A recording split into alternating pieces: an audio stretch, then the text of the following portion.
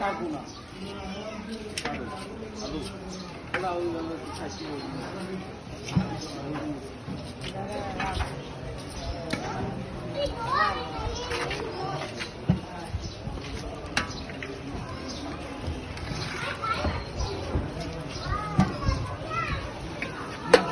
ভালো করে এটা খালি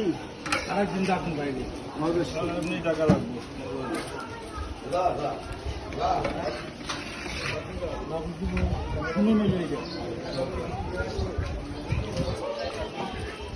আমরা চাই বিয়া বাবু শুয়েছি তো 30-40 বছর